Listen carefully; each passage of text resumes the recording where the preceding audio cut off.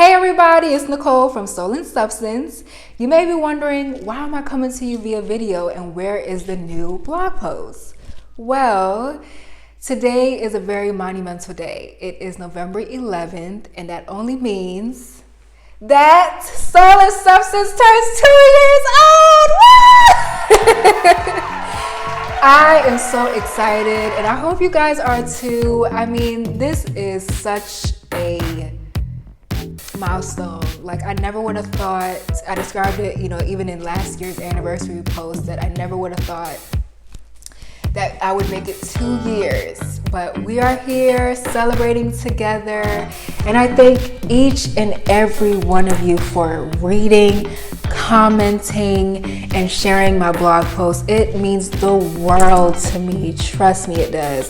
Thank you for those who have been on this ride from the very beginning, since November 11, 2018, who came midway, and those to come. I thank you guys so very much. So, to commemorate such a monumental day, I thought it would be so much fun if we just went back in time and highlighted the top 5 favorite blog posts at Soul and Substance. Top 5 goes to The Journey Begins, Now What?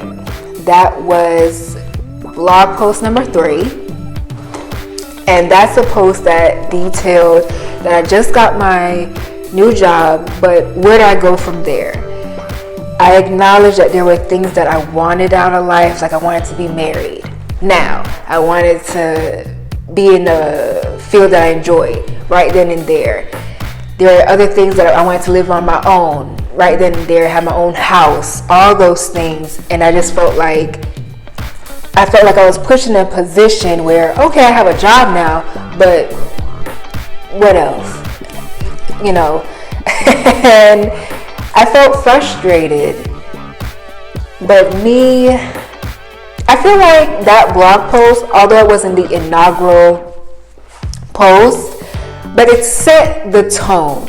I equate it to like an onion, when you start peeling back the layers. I feel like at that point, one layer started to come off, and it unveiled the underlying layers to come that, okay, you gotta sift through them. And it set the tone for what the blog post was gonna tackle. And I think it's something that still needs to be recognized today.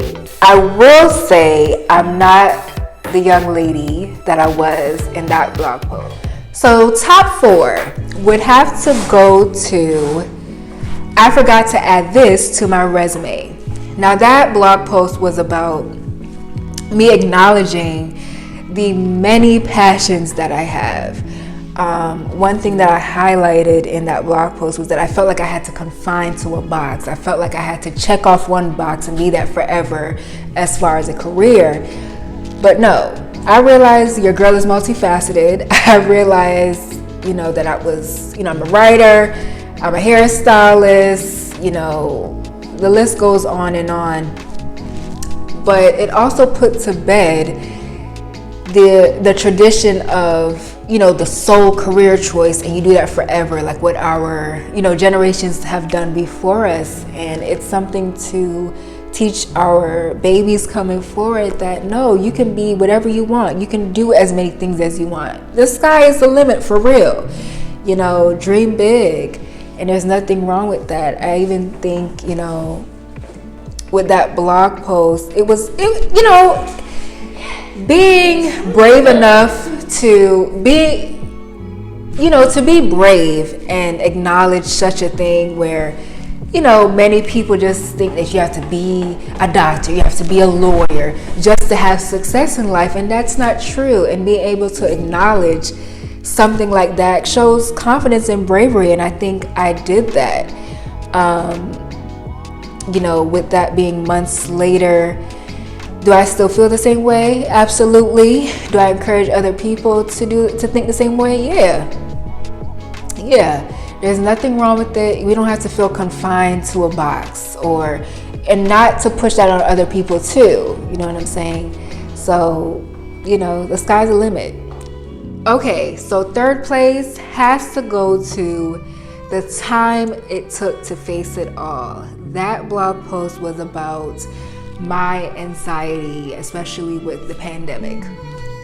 I expressed, the, ambiguous virus that was upon us and still is today, and how the government wasn't doing its job and just the fear behind it. And now that we're, 8 months away from it, 8 months since the onset of the deadly disease, it is still plaguing our country in a big, huge way.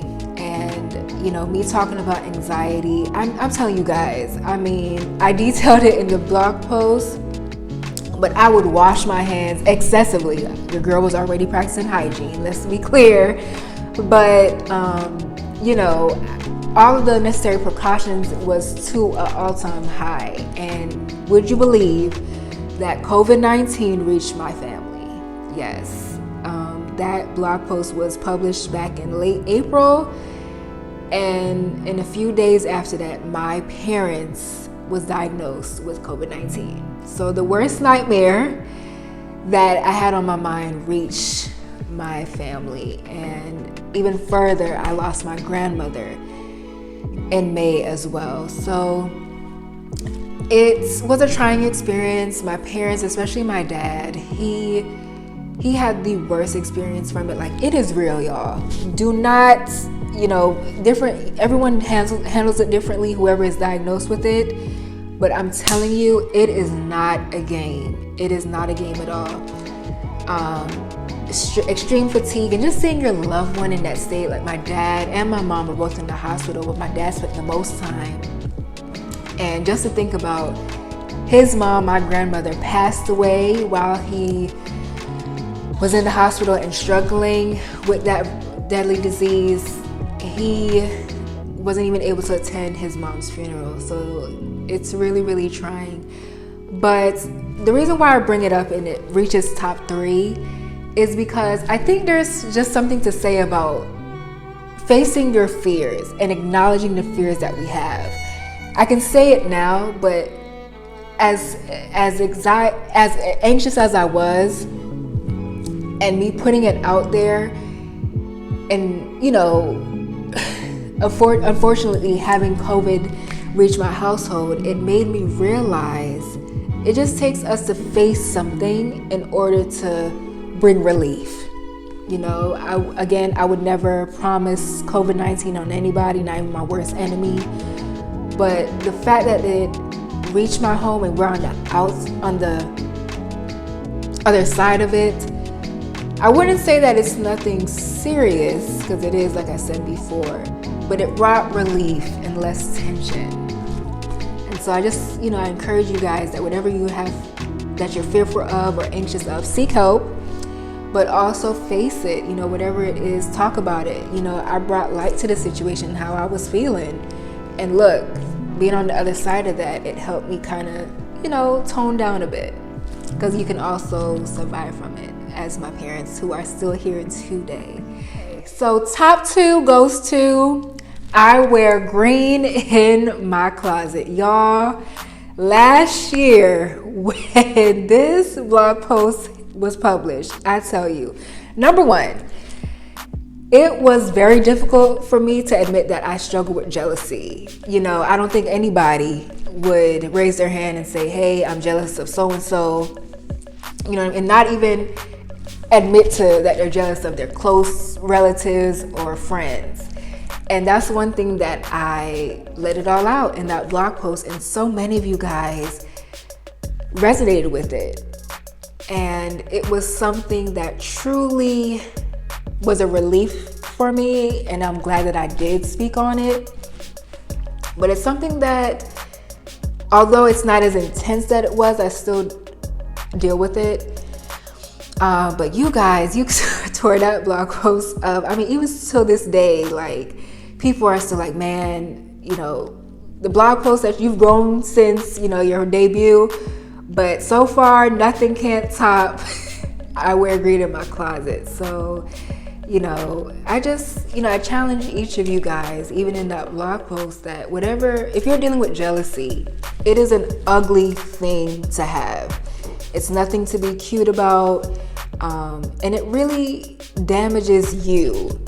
You may think you may be doing something by side-eyeing somebody's goals and, cheering them on, but you're doing a disservice to yourself. So I just encourage you, if you're jealous, put that to the side.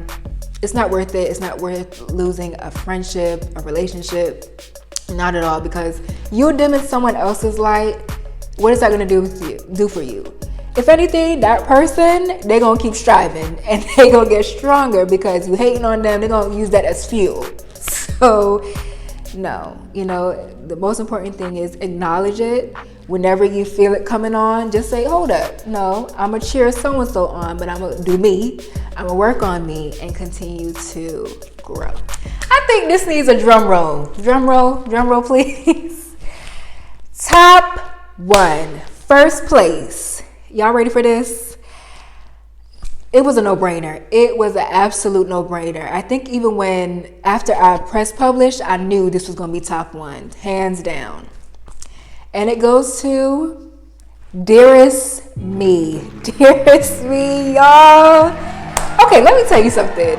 I'm gonna be honest. When I published it, I didn't think you guys were gonna love it as much as you did. That one has had the biggest response to date. I'm speechless. Because, in that blog post, I did, a life lesson one. And I did so eloquently by telling my old self, my 15-year-old self, all the things that I've learned thus far. And it was, a few things about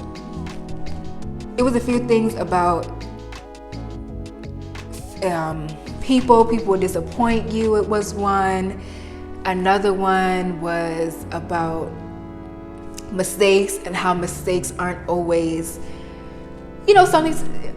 mistakes aren't always disappointment, but they propel you into something greater, taking risks. That's something I still struggle with, but progress is progress. Another one would be, love, men, relationships, just acknowledging that it takes time, but to love yourself and to date, nothing wrong with that. And as well as other things. But you guys, if Soul and Substance can stand on that blog post alone, it would, because it was relieving. It was monumental. It was heartfelt. But everybody was talking about this one, and I didn't think that it would have so much praise. Like I spoke about, I wear green in my closet, but this one right here, it truly showed growth. I talked about things that I've learned about, but I don't know, and someone said it in that blog post, or even the one after, that they saw joy, they saw leadership, and that means a lot. And that brings me to thank you. Thank you guys for all that you've done. Thank you for every comment, every read. You have seen Nicole grow the past 2 years, and I'm still growing. I ripped that Band-Aid off November 11, 2018, and it has been a joy. But it's been even more heartfelt because you guys have been there with me. Trust me, when I say go read a blog, go comment, I want to hear from y'all. I do. Because it means nothing if nobody reads your work. It means nothing if no one shares it. It means nothing if you can't resonate with it. You know what I'm saying? Because then that way it's just fluff. You're writing for yourself, basically. And I'm excited to see how this grows and continue to develop, and what it will expand to. So thank you. And I want to give you guys a piece of advice. If you're watching this, it has been a few days since the announcement of Joe Biden being our next president, as well as Kamala Harris being the next VP. Come on. And I think that says a lot. for various reasons, but one that I will highlight now is Joe Biden. One, he's someone who has tried his thing at being president for almost 30 years, and now it has happened. So whatever you want to do, go for it and keep trying. Don't ever stop until you succeed, because trust me, it takes hard work, it takes determination. Nothing happens overnight. Nothing. Okay? So if you really want something, go for it and never give up. And it brings me to Kamala Harris, Black woman, South Asian woman, West Indian woman in the White House. I am so here for it. I love to see it. And I think the biggest thing with her is just, all my Black and brown baby girls out there, we are capable of doing anything. We have representation at one of the highest levels in our nation right now. And trust me, do not take that for granted. You can be anything you want to be in life. Just go for it, okay? There are rooms where your names haven't been said yet, but they are being prepared for you. Keep going, mama. Keep dreaming big. Anything is possible. And even my Black and brown boys out there, trust me, we love you, we see you, and you continue to fight as well, okay? Even my grown people out there, no matter where you're from, keep going. I love you, and I thank you guys. Happy anniversary, Soul and Substance, 2 years old. Let's keep it going.